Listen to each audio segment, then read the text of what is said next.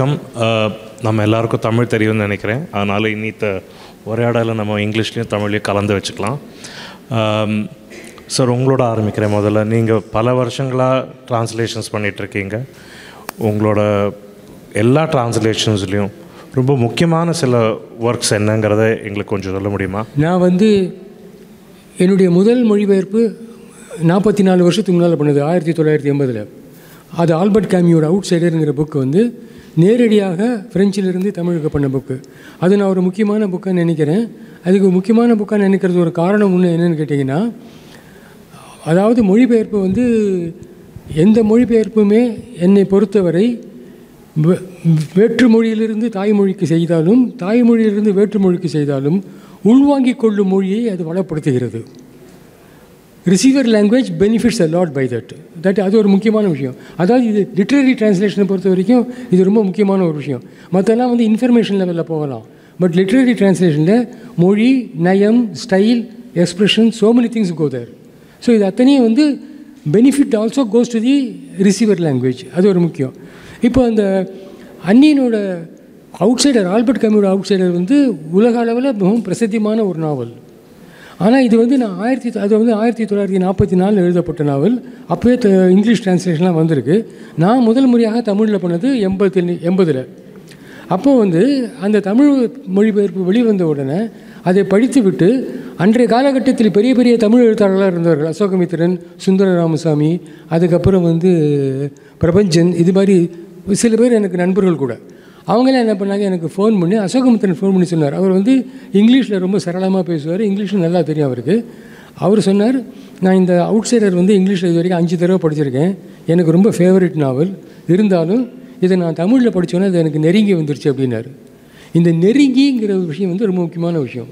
நம்ம தாய்மொழியில் படிக்கும்போது ஒரு வேற்று கருத்துக்கள், வேற்று கோட்பாடுகள், வேற்று வாக்கிய அமைப்புகள் இதெல்லாம் நமக்கு நெருங்கி வந்தவுடனே நமது மொழியினுடைய இன்னொரு பரிமாணம் நமக்கு கிடைக்கிறது. Tamil is a very vibrant language. ஆனால் திருப்பி எல்லோரும் ஒரே மாதிரி எழுதிட்டு இருந்தாங்கன்னா அந்த லாங்குவேஜ் வளர முடியாது. அதுக்கு இது மாதிரி அப்பப்போ கொஞ்சம் புது பிளட் டிரான்ஸ்ஃபியூஷன் தேவைப்படும். அது ரொம்ப ஒரு முக்கியமான ஒரு விஷயம். அதுக்கப்புறம் ரொம்ப நாள் கழித்து 2000 கிபி 2000 ஜாக் பிரவேர்னு ஒரு முக்கியமான கவிஞர், அவருடைய கவிதைகள் தொகுப்பு ஒன்று சொற்கள்னு போட்டேன். என்னை பொறுத்த வரைக்கும் அது இன்னொரு முக்கியமான மொழிபெயர்ப்பு. நான் பண்ணல, எனக்கு முக்கியமான மொழிபெயர்ப்பு சிலது இருந்திருக்கு, இன்னும் கடினமான மொழிபெயர்ப்பாக இருந்திருக்கு. இவருடைய கேள்விக்கு நான் பதில் சொல்லும்போது முக்கியமானன்னு பார்க்கும்போது நம்ம தமிழ் சூழலில் அது ரிசீவ் பண்ணுறவங்களுடைய பாயிண்ட் ஆஃப் வியூலேருந்து சொல்கிறேன், என்னோடய பாயிண்ட் ஆஃப் வியூலேருந்து சொல்லலாம். அப்போ என்ன ஆகுதுன்னு கேட்டிங்கன்னா, இந்த சொற்கள் வந்த உடனே நிறைய கவிஞர்கள், முதல்ல ஞானக்கூத்தன் மாதிரி ஒரு சீனியர் கவிஞர்லேருந்து ஆரம்பித்து நிறையா பேர் என்னோட தொடர்பு கொண்டு எனக்கு பேசி அதை பற்றியெல்லாம் சொன்னாங்க. இது சேலத்து பக்கத்தில், தருமபுரி பக்கத்தில் ஒரு சின்ன வில்லேஜில் அங்கே இருக்கிற இளம் தமிழ் கவிஞர்களாக சேர்ந்து அவங்க பிரவேர் சர்க்கிள் அப்படின்னு ஒரு சர்க்கிளே ஒன்று ஆரம்பித்தாங்க. ஒவ்வொரு மாதமும் ஒரு சனிக்கிழமை அவங்க மீட் பண்ணி பிரவேரோட சொற்கள்லேருந்து ஒரு கவிதையை தூக்கி எடுத்து வச்சு அதை ரொம்ப பேசுகிறது, அலசுறது. ஸோ அது ஒரு பரிமாணம் கிடையாது. அதுக்கு ஒரு தமிழ் சமூகத்தில் ஒரு வெளிச்சம் போட்டு காட்டப்பட்டது. தமிழ் சமூகத்தில் நிறைய பேர் அதை ரசிக்க ஆரம்பித்தாங்க. அதை பற்றி அஃப்கோர்ஸ் அது இவர் திரு மாலன் இங்கே உட்காந்துருக்கார். அவர் கூட ஒரு தடவை டிவியில் என்னை சன் டிவிக்காக என்னை நேர்காணல் பண்ணும்போது அந்த கவிதை தொகுப்பை பற்றி தான் குறிப்பாக சொல்லி கேட்டார். குறிப்பாக ஒரு பர்டிகுலர் கவிதையை பற்றி சொல்லி கூட கேட்டார். ஏன்னு கேட்டிங்கன்னா, அவர் ஒரு கவிஞராக இருந்ததுனால இந்த தமிழ் கவிஞர்கள், தமிழ் எழுத்தாளர்கள், தமிழ் சமூகத்தினுடைய சார்பில் அது எவ்வளோ அழகாக உள்வாங்கி கொள்ளப்பட்டு இருக்கிறது அப்படிங்கிறது அவர் சொல்ல தெரிஞ்சது. இது என்னை பொறுத்த வரைக்கும் இது ரெண்டும் நான் என்ன நினைக்கிறேன்னா, எல்லாமே இது மாதிரி சலசலப்பை ஏற்படுத்தணும். இது ஹிஸ்டாரிக்கலாக ஒரு சின்ன விஷயம் சொல்கிறேன் உங்களுக்கு. My first translation game in 1980. As you know, in those days translations where not very well received. மோசமான டிரான்ஸ்லேஷன் நிறையா வந்ததுனாலையும், சில டிரான்ஸ்லேஷன் படிக்கும்போது ரொம்ப பல்ல உடைக்கிற மாதிரி இருந்ததுனாலையும் ஜனங்கள் அதை விரும்பி படிக்கலை. சில பேர் டிரான்ஸ்லேஷன் மொழிபெயர்ப்பு புத்தகம்னு சொன்னாலே வாங்காமல் ஓடி போயிடுவாங்க. அது மாதிரியெல்லாம் இருந்தது. ஸோ ஆனால் சில பேர் விஷயம் தெரிஞ்சவங்க இதில் என்ன தான் இருக்குது பழக்காலமே படிப்பாங்க. சிலது தேறின வரைக்கும் படிக்கலாம் அப்படின்னு சொல்லிட்டு இருந்தாங்க, கொஞ்சம் ஓப்பன் மைண்டடாக இருக்கிறவங்க. அப்போ அவர் அசோகமித்திரன் சொன்னார், இது முதல்ல ஒரு 4-5 வருஷத்தில் ரொம்ப கம்மி பேர் தான், குறைச்சலான ஆளுங்கள் தான் படிப்பாங்க. நீங்கள் அதை பற்றி கவலைப்படாதீங்க. ஏன்னா இந்த மாதிரி விஷயங்கள்லாம் சமூகத்தில் உள்ளே போய் அது சில மாற்றங்களை ஏற்படுத்தும், சில தாக்கங்களை ஏற்படுத்தும், சில விளைவுகளை ஏற்படுத்தும். அதனுடைய எதுதான் எதிரொலியும் உங்களுக்கு அப்புறம் கொஞ்ச நாள் தான் கிடைக்கும். அதுக்கு கொஞ்ச நாள் வரைக்கும் வெயிட் பண்ணணும். அது இதுக்கு அப்படி தான் இருக்கும். ஏன்னா முக்கியமான விஷயங்கள், ஆழமான விஷயங்கள் எல்லாமே வந்து முதல்ல ஒரு மைனாரிட்டி கிட்ட தான் ஆரம்பிக்கும். அதனால் படிக்கிறவங்க கம்மியாக இருக்காங்க எண்ணிக்கையை பார்த்து பயப்படாதீங்க. கொஞ்ச நாளில் கடைசியில் பார்த்தீங்கன்னா ஒரு 20 வருஷம் கழித்து 25 வருஷம் கழித்து அதிகமாக பேசப்பட்ட விஷயமா இருந்தது. 2002 வந்து எனக்கு முதல் ஷெவாலியர் அவார்டு கொடுத்த போது அலையன்ஸ் ஃப்ரான்ச்சைஸில் அப்போ வந்தவங்க எல்லோரும் இதை பற்றி தான் பேசினாங்க. அதனால ஒரு தமிழ் தாக்கத்தில் ஏற்படுத்தியது. டிரான்ஸ்லேட்டருக்கு ரொம்ப பொறுமை வேணும். பொறுமை வேணும் கட்டாயமாக. பப்ளிஷருக்கு அந்த பொறுமை வேணும். பப்ளிஷருக்கு பொறுமை வேணும். நீங்கள் சொல்லுங்கள் சார். ரீடர்ஸ்க்கும் வணக்கம்.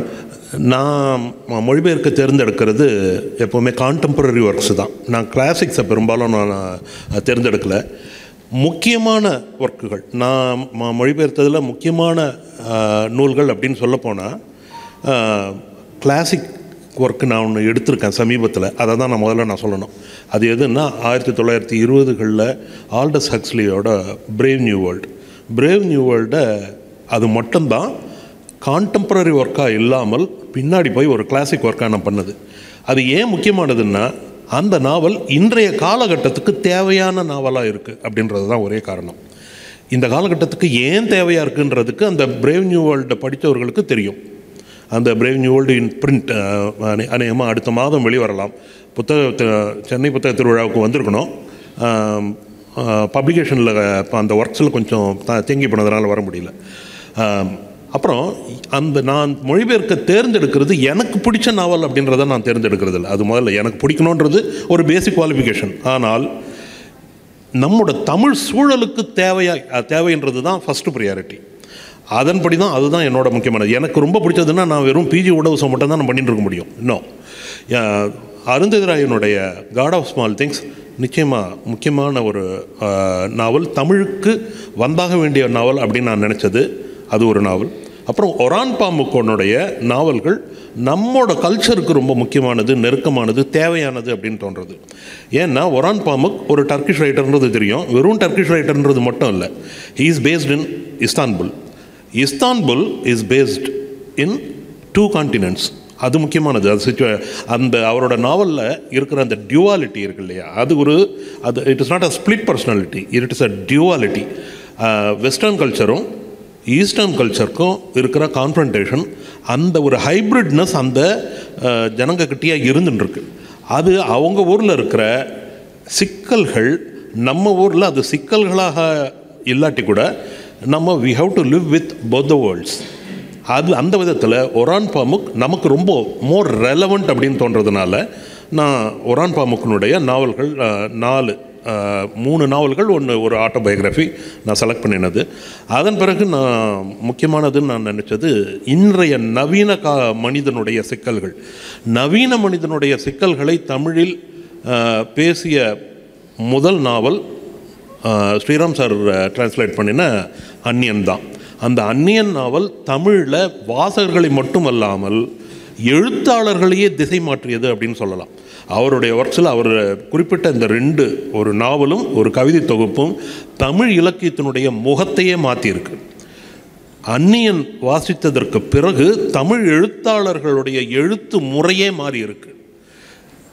அதே போல் தமிழ் கவிஞர்கள் அதுவரை எழுதிய கவிதைகளுடைய போக்கையே ராக் பிரவருடைய சொற்கள் மாற்றியிருக்கு. அந்த விதத்தில் அந்த நவீன மனிதனுடைய இன்றைய காலகட்டத்தினுடைய அந்த அடையாளம் தொலைத்தல் அப்படின்றது அந்த ஐடென்டிட்டி கிரைசிஸ் இருக்கு இல்லையா, அந்த அடையாள சிக்கல்களை சொல்கிறதில் மிக முக்கியமான நாவலாக நான் கருதிய டாக் சுல்ஸ்தாத் அப்படின்ற ஒரு நார்வீஜியன் ஆத்தர், அதிகமாக கேள்விப்படாத ஒரு ஆத்தர், அதிகமாக பேசப்படாத ஆத்தர். அந்த நாவலை I just stumbled upon that novel. அது ரொம்ப சின்ன நாவல், 160 பக்கம்தான், ரொம்ப சின்ன நாவல். அதில் டயலாக்ஸே கிடையாது. அந்த 160 பக்க நாவலை ரொம்ப இன்டென்ஸான நாவல் அப்படின்னா எந்த அளவுக்குன்னா, அவன் ரொம்ப இன்ட்ரோவர்ட் அப்படின்றது ரொம்ப அது ஒரு அதை எப்படி சொல்கிறது, அவன் ஒரு இன்ட்ரோவர்ட், அவன் தன்னோட கதையை சொல்கிறான் அப்படின்றத ரொம்ப அடங்கின குரலில் சொல்கிற ஒரு விஷயமாக தான் இருக்கும். அந்த 160 பக்க நாவலை நான் டிரான்ஸ்லேட் பண்ணுறதுக்கு எனக்கு 660 நாள் ஆச்சு, 660 days. நான் சர்வீஸில் இருந்தேன். ஒவ்வொரு நாளும் வாரத்தில் 5 நாள் ஆஃபீஸ் போகிறதுக்கு முன்னாடி 1 மணி நேரம், ஆஃபீஸ் முடிஞ்சு வீட்டுக்கு வந்து தூங்க போகிறதுக்கு அப்புறம் 1 மணி நேரம், சனி ஞாயிறில் ஃபுல் டைம், இப்படியாக வித்தவுட் எனி பிரேக் 660 நாள் நான் டிரான்ஸ்லேட் பண்ணினேன். அந்த நாவல் முழுக்க உள்நோக்கிய உள்முக நாவல் அப்படின்றது ரொம்ப முக்கியமான விஷயம். இதில் நான் செலக்ட் பண்ண வேண்டிய வேர்ட்ஸ் இருக்கு இல்லையா, வேர்ட்ஸ் மட்டும் இல்லை, அந்த சின்டாக்ஸ், அதுக்காக I have to strain every nerve in my system. அது ஒரு அகனைசிங் அப்படின்னு சொல்ல முடியாது. That is the real challenge of a translator. முக்கியமாக அந்த நாவலை டிரான்ஸ்லேட் பண்ணுறதுக்கு இன்னொரு பர்சனலான காரணம் இருக்குது. ஆஸ் அ டிரான்ஸ்லேட்டர் என்னுடைய உயரம் என்ன அப்படின்றத நானே செக் பண்ணிக்க விரும்பினேன். அது இந்த நாவலை நான் சரியாக டிரான்ஸ்லேட் பண்ணிட்டா I am worth my salt அப்படின்னு தோணுச்சு. எஸ், நான் I have proved myself right. Yes, நான் ஒரு நல்ல டிரான்ஸ்லேட்டர் அப்படின்றது எனக்கே ப்ரூவ் பண்ணின ஒரு நாவல் அந்த நாவல். அது என்னோட பர்சனலான விஷயம். ஆனால் அந்த நாவல் தமிழ் வாசகனுக்கு, இன்றைய நவீன வாசகனுக்கு, அவனுடைய நவீன உலகத்தினுடைய சிக்கலான மன அமைப்புக்கு ரொம்ப ரெலவெண்ட்டாக இருக்கிற நாவல்ன்றதுனால அந்த நாவலை நான் செலக்ட் பண்ணினது. அதனால் இந்த நாவல்கள் முக்கியமானது எனக்கு முக்கியமானதாக அல்ல, தமிழ் இலக்கிய உலகத்துக்கு முக்கியமானது. தமிழ் இலக்கிய உலகத்தினுடைய போக்கை, அதுவரை அடைந்திருந்த எல்லையை ஒரு அடியாவது முன்னகர்த்தி வைக்க வேண்டும் என்பதற்காக நான் தேர்ந்தெடுத்த நாவல்கள்னு இதை சொல்லலாம். நன்றிங்க சார். என்னை பொறுத்த வரைக்கும் நீங்கள் 2 பேருமே வந்து பல நாவல்கள் ட்ரான்ஸ்லேட் பண்ணியிருக்கீங்க, பல புக்ஸ் ட்ரான்ஸ்லேட் பண்ணியிருக்கீங்க. நான் ஒன்று தான் பண்ணியிருக்கேன். தமிழ் தாத்தா ஓவேஸாவோட எஸ்ஸேஸை நானும் ஜஸ்டிஸ் பிரபாசேதனும் சேர்ந்து இணைஞ்சு பண்ணோம். லாக்டவுனில் வந்து என்ன பண்ணணும்னு தெரியல, அதில் ஒரு நல்ல பயனால் வந்தது. அண்ட் மினி மேடம் ரொம்ப எங்களுக்கு ஒரு கைடிங் ஸ்டாராக இருந்து ஹெல்ப் பண்ணி கொடுத்தாங்க. என்னை பொறுத்த வரைக்கும் இதே ஒரு நோக்கம்தான். நான் பல வருஷம் முன்னாடி தஞ்சாவூர் பற்றி ஒரு புக் எழுதினேன். அப்போது ஒருத்தர் சொன்னார், நீ வந்து தஞ்சாவூர் பற்றி புக் எழுதினா என் சரித்திரம் படிக்காமல் அந்த புக்கை எழுதுறதே வேஸ்ட்டு அப்படின்ட்டார். அது நான் ரொம்ப பயந்து போய் எனக்கு ஊவேஸா என் சரித்திரம் என்னதுன்னே தெரில. அந்த லைப்ரரிக்கு போய் ஒரு காப்பி வாங்கிட்டு, அப்போது தமிழ்நாட்டோட அந்த ஒரு 100 வருஷம் 150 வருஷம் முன்னாடி நடைமுறை வாழ்க்கை எப்படி இருந்ததுங்கிறது அந்த புக்கு ரொம்ப அழகாக பிரதிபலிச்சுது. அப்போ இது கட்டாயமாக இதை வச்சுட்டு ஏதாவது பண்ணணும் அப்படின்னு நினச்சப்போ என் சரித்திரம் யாரோ ஏற்கனவே இங்கிலீஷில் போட்டாங்க. அதனால் பிரபா மேடமும் நானும் திங்க் மினி மேடம் ரொம்ப ஹெல்ப் பண்ணாங்க. அதை வந்து எப்படி எழுதலாம், எந்த எஸ்ஏஸ் சூஸ் பண்ணலாங்கிறதுல என்ன இது நான் பண்ண ஒரு டிரான்ஸ்லேஷன்னாலும் இதுலேருந்து வந்து நான் என்ன கற்றுட்டேன்னா, ஒன்று தமிழ் தாத்தா ஆஃப்கோர்ஸ் சங்கம் இலக்கியம் அது எல்லாருக்கும் தெரியும். பட் அவரோட கட்டுரைகளில் வந்து நடைமுறை வாழ்க்கையை பற்றி நிறைய சொல்லியிருக்காரு. அண்ட் அதில் சில எஸ்ஏஸ்லாம் இன்றைக்கி நான் எழுதுறதெல்லாம் வந்து வரலாற்று சம்மந்தப்பட்டது, குழந்தைகளுக்காக தான் எழுதுகிறேன். ஒரு ஸ்கூலில் போய் அந்த கதைகளை வாசிக்கிறப்போ குழந்தைகளுக்கு வந்து தமிழ் தாத்தா மட்டும் பற்றி தெரியாத விட தமிழ் மேலே ஒரு ஆர்வம் வருது. அது ஒரு ரொம்ப முக்கியமான விஷயம். ஸோ ஒன்றே செஞ்சாலும் ஏதோ நன்றே செஞ்சுருக்கேன்னு நினைக்கிறேன். இந்த புக்கில் வந்து ஆஸ் அ ஃபர்ஸ்ட் ட்ரான்ஸ்லேட்டர் நான் பல விஷயங்கள் வந்து எனக்கு கஷ்டமாக இருந்தது. அதை பற்றி நீங்கள் கொஞ்சம் பேசுங்களேன். ஒரு டிரான்ஸ்லேஷன் பண்ணுறப்போ என்னென்ன கஷ்டங்கள் வருது, அது எப்படி நீங்கள் வந்து மீண்டு வெளியில் வரீங்கிறது. டிரான்ஸ்லேஷன் பண்ணும்போது வர கஷ்டங்கள் வந்து ரொம்ப சுலபமாக அணுகக்கூடிய ஒரு முறை ஒன்று இருக்குது. சுலபமாக அணுகக்கூடிய முறை என்னென்னா, உங்களுக்கு அந்த மொழி, இப்போ நான் ஃப்ரெஞ்சில் இதை படித்தோன்னே ஃப்ரெஞ்சில் நான் ஒரு டெக்ஸ்ட்டை படிக்கிறேன். அந்த டெக்ஸ்ட்டை படிக்கும்போது அது எனக்குள்ளே என்ன ஒரு கிளர்ச்சியை ஏற்படுத்துறதோ அந்த கிளர்ச்சி என்னுடைய மொழிபெயர்ப்பில் வரலைன்னா நான் சரியாக பண்ணலைன்னு அர்த்தம். அதை நான் பண்ணும்போது அது என்கிட்ட ஒரு கிளர்ச்சியை ஏற்படுத்துறது இல்லையா, அந்த என்னுடைய மொழிபெயர்ப்பில் அதே எஃபெக்ட் வரலைன்னா நான் பண்ணலைன்னு சரியாக பண்ணலைன்னு அர்த்தம். அப்போ ஏன் சரியாக பண்ணலைங்கிறத பற்றி அனலைஸ் பண்ணி பார்த்தோன்னா, என்னுடைய எக்ஸ்பீரியன்ஸ், எனக்கு மோர் தென் ஒரு 40 வருஷத்துக்கு மேலே டிரான்ஸ்லேஷன் எக்ஸ்பீரியன்ஸ் இருக்குது. என்னுடைய எக்ஸ்பீரியன்ஸில் நான் பார்த்தது, முக்கால்வாசி டிரான்ஸ்லேட்டர்ஸ் என்ன சொல்கிறாங்க, நமக்கு சரியான வேர்ட்ஸ் கிடைக்க மாட்டேங்கிறது, ப்ராப்பர் வேர்ட்ஸ் கிடைக்க மாட்டேங்கிறது. வாஸ்தவம். ஏன்னா எந்த ஒரு சொல்லுமே வந்து ஒரு கலாச்சார பின்னணி, ஒரு சரித்திர பின்னணியில் உருவாக்கக்கூடிய சொல்லாகவும் இருக்கலாம். அது எல்லா ஊருக்கும் சமமாக இருக்கணும்னு சொல்கிறதுக்கு வழி இல்லை. ஸோ அதனால் சில ஈக்குவலண்ட் வேர்ட்ஸ் கிடைக்காம போகலாம், அது வேறு விஷயம். ஆனால் உங்களுக்கு அந்த சரியான சொல்லு கிடைக்காட்டா கூட நீங்கள் அதுக்கு அந்த ஒரிஜினல் சொல்லியே போட்டு கூட நீங்கள் ஒரு டெக்ஸ்ட், ஒரு ரஃப் டிராஃப்ட் எழுதி பார்த்துட்டு அதை திருப்பி படிச்சிங்கன்னா you will find that your real problem is not vocabulary but syntax. Syntax is a real problem, particularly when we are talking. See, I have done about 500 translations for Hindu. That is journalistic articles from a paper called Le Monde. For Hindu, I have done it. That was a translation from French to English. But that's a different cup of tea. It's a journalistic article. You just narrate what is given there. And moreover, it is between two languages which are moreover syntactically similar. So that is not much of a problem. Whereas Tamilum, Frenchum வந்து syntactically they are not similar. இங்கே இருக்கிறது எல்லாமே அப்படியே திருப்பி போட்டு வரும். ஒரு சாதாரண ஒரு சின்ன வார்த்தை இருந்தால் கூட நான் அதை அவனுக்கு கொடுக்கிறேன்னு சொன்னீங்கன்னாங்க கூட கொடுக்கிறேனுங்கிற verb, that is the action verb, that comes at the last. Whereas here say I give, கொடுக்குறேங்கிறது முன்னாலே சொல்லிடுறோம். அப்புறமா தான் என்னதை கொடுத்தோம், யாருக்கு கொடுத்தோம், எதுக்காக கொடுத்தோங்கிறதெல்லாம் பின்னால் வரும். இது என்னன்னு கேட்டிங்கன்னா, இது சாதாரண லெவலில் வந்து இது ஒரு பெரிய கஷ்டம் கிடையாது. அது ஒரு மாதிரி புரிஞ்சு பண்ணிடலாம். ஆனால் இலக்கிய மொழிபெயர்ப்பு சில சமயத்தில் பண்ணும்போது அந்த ஒரிஜினல் இருக்கிற சின்டாக்ஸ் இருக்கு இல்லையா, அது வந்து ஒரு பர்டிகுலர் எம்ஃபசிஸை கொடுக்கும் அந்த மொழியில். ஸோ நம்ம மொழியில் பண்ணும்போது அந்த எம்ஃபசிஸ் போச்சுன்னா போச்சு, அவ்வளோதான். ஸோ நம்ம மொழியில் அந்த எம்ஃபசிஸ் வரதுக்கு என்ன பண்ணணுங்கிறதுக்கு தான் you will have to do a lot of work, lot of tinkering with that structure. நான் முதல் மொழிபெயர்ப்பில் வந்து அந்த சென்டென்ஸோட ஸ்ட்ரக்சர் சிலதுலாம் வந்து நான் கேமியோட கதையை சொல்லணுங்கிறதுக்காக மாத்திரம் மொழிபெயர்க்கலை. எனக்கு கேமியோட ஸ்டைலை பற்றி ரொம்ப ஒரு ஆர்வமாக படித்து ரொம்ப ஆழமாக படிச்சிருக்கேன், அப்படியே ஊறி போயிருக்கேன் உடம்புல. ஸோ எனக்கு அது வரலன்னா நான் அவருக்கு செய்கிற துரோகம் மாதிரியே நினைப்பேன். அந்த மாதிரி ஒரு சீரியஸ் இது. அப்போ என்ன பண்ணணும்னா, அப்போ இதை தமிழில் சொல்கிறதுக்கு நம்ம என்ன சில சமயத்தில் நாங்கள் வந்து we have to take certain liberties, but within the framework of the grammatical rules of the Tamil language. Tamil லாங்குவேஜோட கிராமட்டிக்கல் ரூல்ஸ் எதையும் அப்செட் பண்ணலை. ஆனால் இது வரைக்கும் செய்யப்படாத சில ஸ்ட்ரக்சர்ஸ், இது வரைக்கும் ஒருத்தரும் யூஸ் பண்ணாத சில ஸ்ட்ரக்சரை இது மாதிரி யூஸ் பண்ண முடிஞ்சுது. ஏன் பண்ண முடிஞ்சுன்னு கேட்டிங்கன்னா, இது வரைக்கும் எழுதின சில எழுத்தாளர்களுக்கு அது தோன்றி இருக்காது, இல்லை அவங்க சொல்ல வந்த விஷயத்துக்கு அது அவசியமாக இருந்திருக்காது. அது என்னன்னு எனக்கு காரணம் தெரியாது.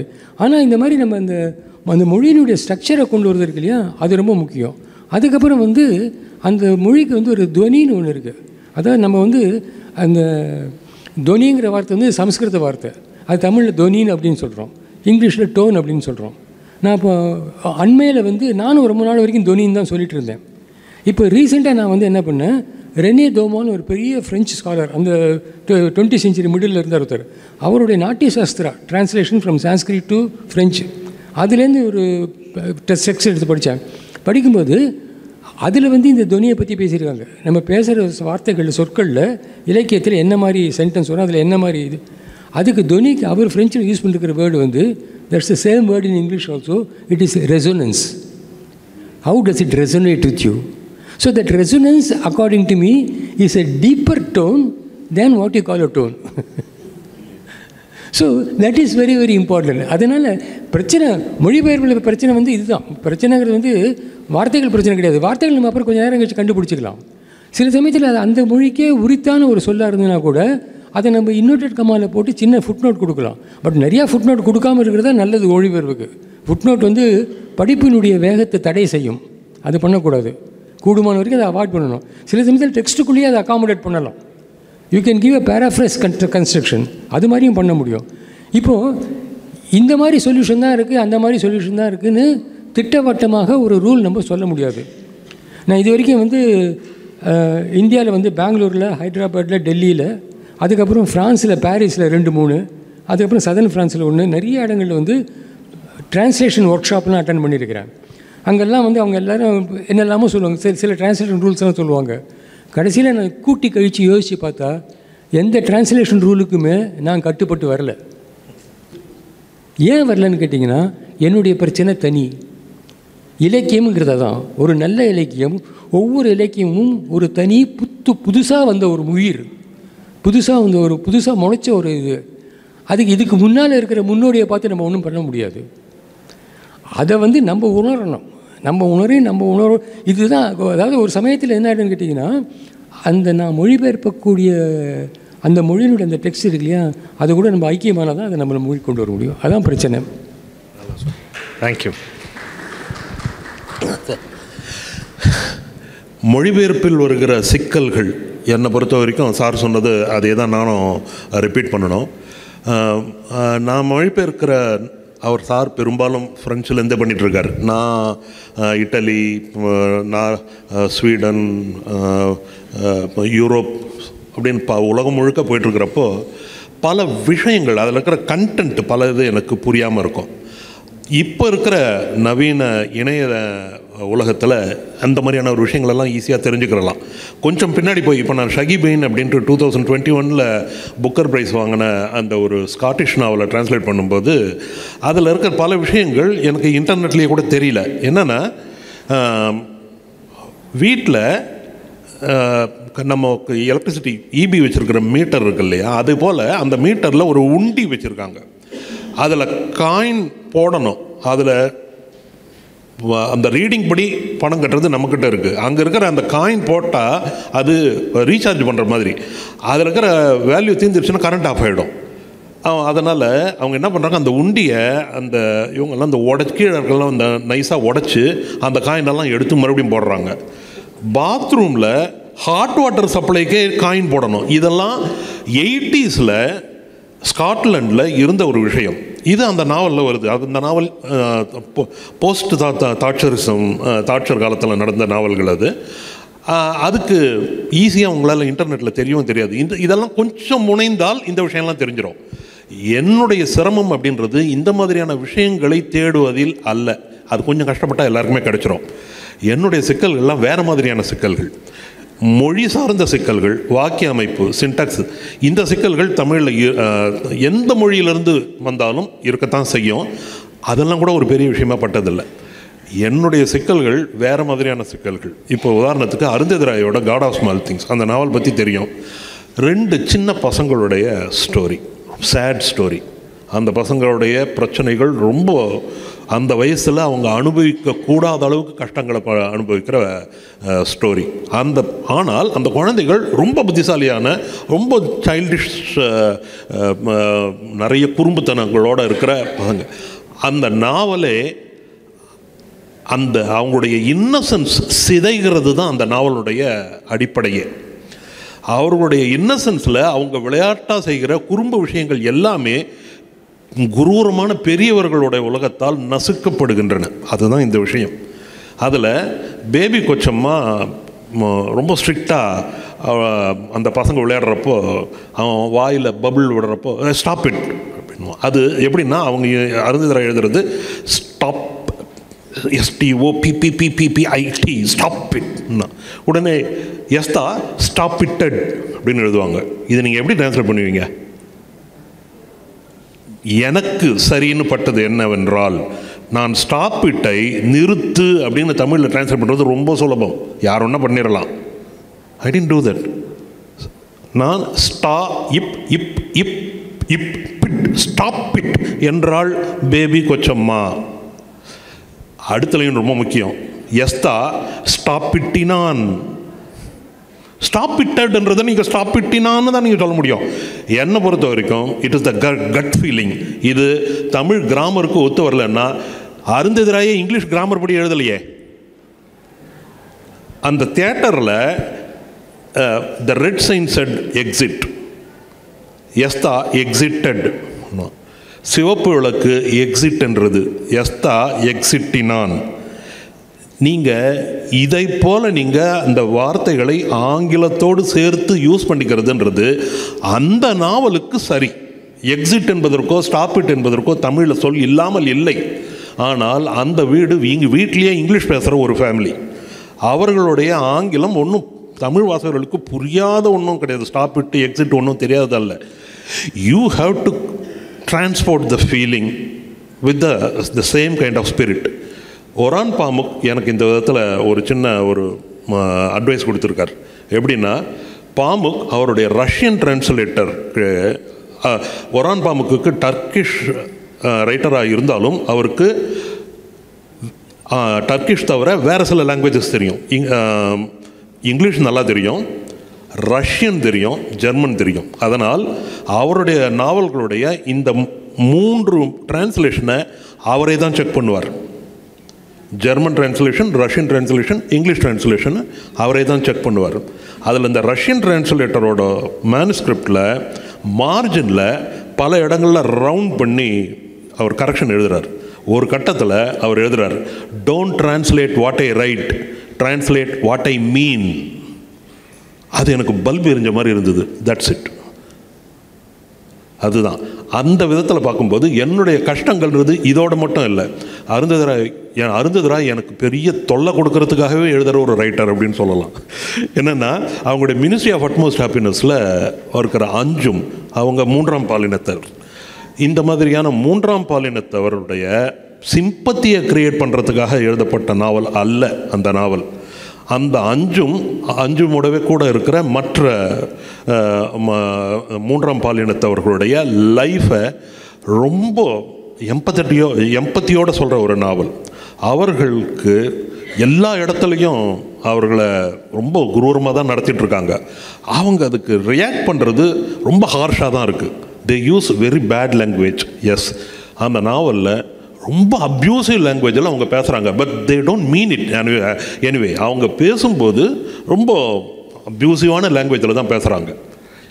இதை நான் தமிழில் டிரான்ஸ்லேட் பண்ணும்போது என்ன பண்ணுறது, ரூமில் யாரும் இல்லை அப்படின்றதெல்லாம் பார்த்துக்கிட்டு கதவெல்லாம் சரியாக நல்லா இழுத்து மூடிக்கிட்டு நான் டிரான்ஸ்லேட் பண்ணி டக்குன்னு அந்த பேப்பரை நான் மூடி வச்சுருறது தான் வழக்கம். இந்த நாவல் வெளிவந்த பிறகு என்னுடைய மிக முக்கியமான அவர் ஆசிரியர்கள்னே சொல்லலாம், சீனியர் டிரான்ஸ்லேட்டர்ஸ், இதில் ஒன்றும் ரகசியம் இல்லை சொல்லலாம், கவிஞர் அபி, அவர் எனக்கு ஃபோன் பண்ணி, குப்புசாமி இது என்னது, என்னால் புத்தகத்தை கையில் வச்சு படிக்கவே முடியல, இவ்வளோ ஆபாசமான வசனங்களெல்லாம் எப்படி நீங்கள் டிரான்ஸ்லேட் பண்ணீங்க, எப்படி நீங்கள் எழுதிருக்கீங்க? நாங்கள் இது என்னோட வாசகம் இல்லை, அது நாவல் அருந்ததிராயோட யூஸ் பண்ண வார்த்தை தான். அவருக்கு அது சம்மதமாகவே இல்லை. ஜஸ்ட் நீங்கள் சொல்லுங்கள், இந்த மாதிரியான ஒரு வார்த்தையை உங்கள் லைஃப்பில் நீங்கள் எப்போது யூஸ் பண்ணியிருப்பீங்களா அப்படின்னாங்க. நான் பண்ணதில்லை. அருந்ததிராய் கூட தன்னோட லைஃப்பில் இந்த மாதிரியான அந்த வாசகங்களை யூஸ் பண்ணியிருக்க மாட்டாங்க.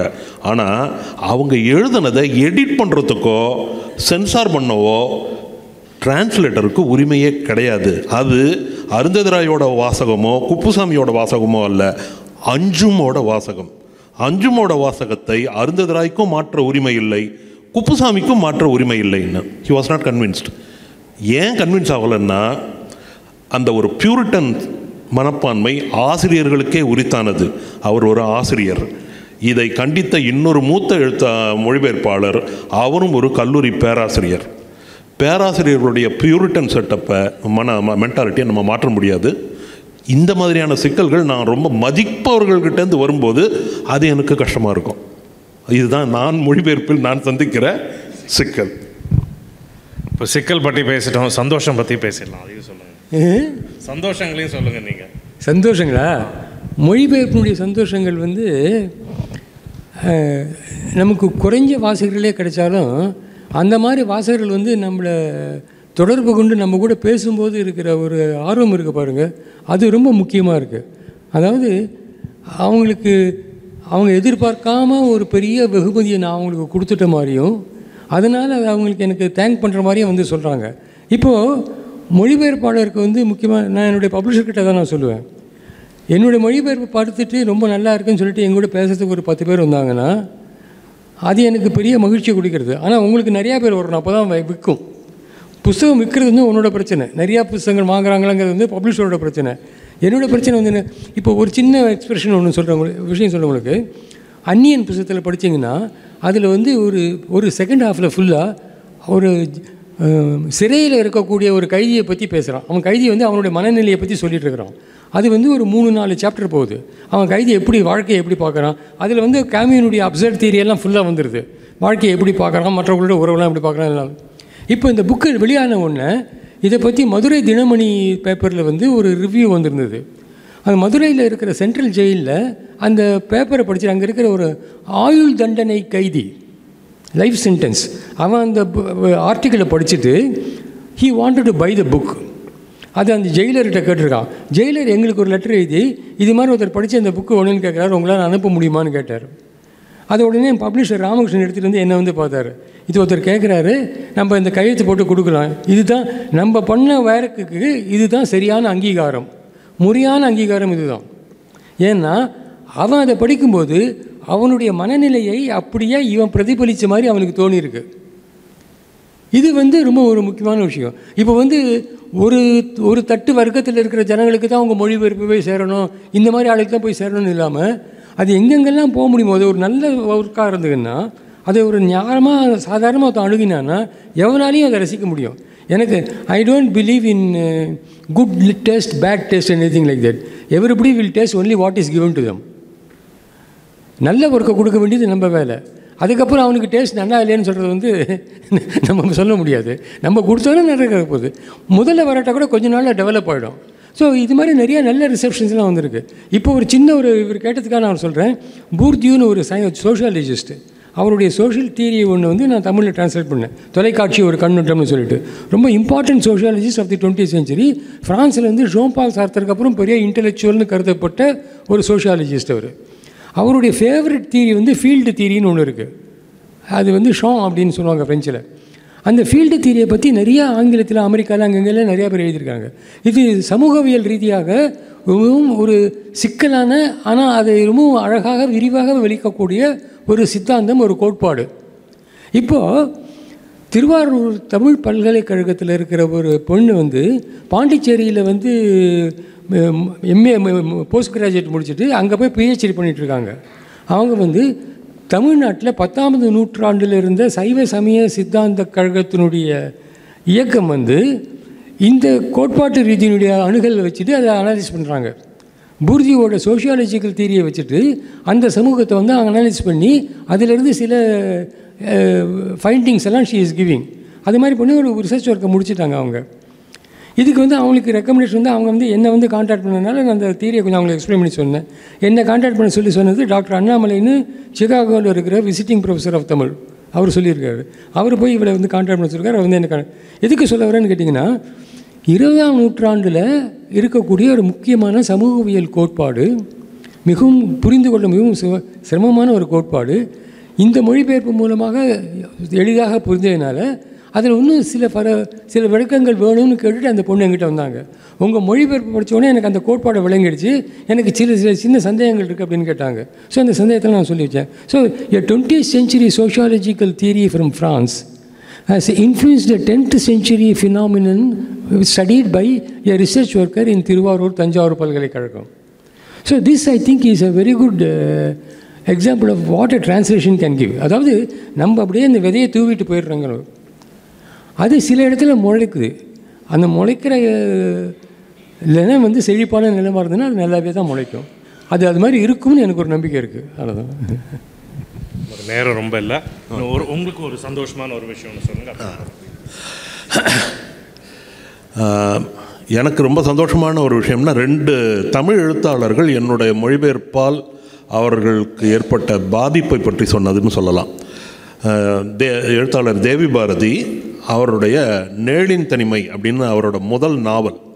அவர் அது வரைக்கும் வெறும் குறுநாவல்களும் சிறுகதைகளும் மட்டுமே எழுதிட்டு இருந்த தேவி பாரதி இந்த நேழின் தனிமைன்ற இந்த நாவலை அவருடைய கூற்றுப்படி 25 வருஷங்களுக்கு மேலாக அவர் மனசுக்குள்ள இட் வாஸ் நாயிங் அப்படின்னு சொன்னார். அவரோட மனசில் புரண்டிக்கிட்டு இருக்கிற அந்த கதை அவரால் அதை எழுத முடியல.